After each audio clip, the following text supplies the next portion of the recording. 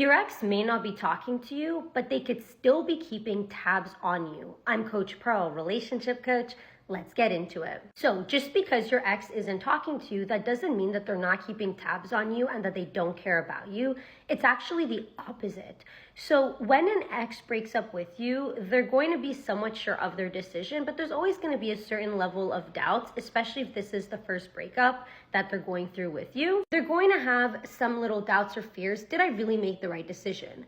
So at the beginning of the breakup, they're going to be in the relief stage and they're going to find as much distractions as they can in order to not have to face some of their feelings, to not have to face some of the fears, and to not have to face some of the doubts. But as no contact is progressing and they're no longer hearing from you, their fears and their doubts are going to start growing and they're going to start having those thoughts of what if? Did I really make the right decision? What if I stayed with them? Would it have that been the better decision for me? And this is where your ex is now going to be seeking evidence to get this confirmation bias to confirm that they did make the right decision by breaking up with you. And this is where an ex will want to begin to keep tabs on you. There's two main ways for an ex to keep tabs on you. Either number one, through social media, by looking at your social media post, by looking at your stories or trying to get information and some evidence through your social media.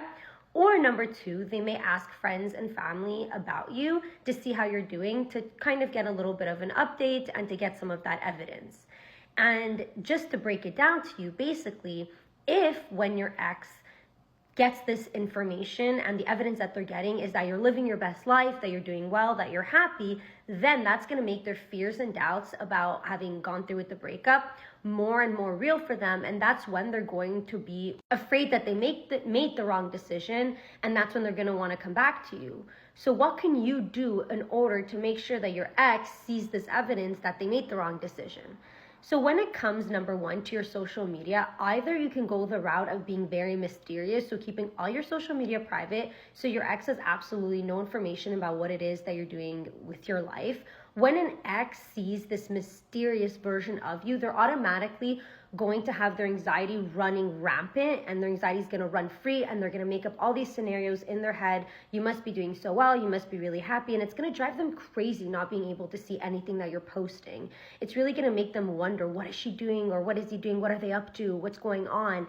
And that's how you get an ex to really start thinking about you more and more and to start doubting the decision.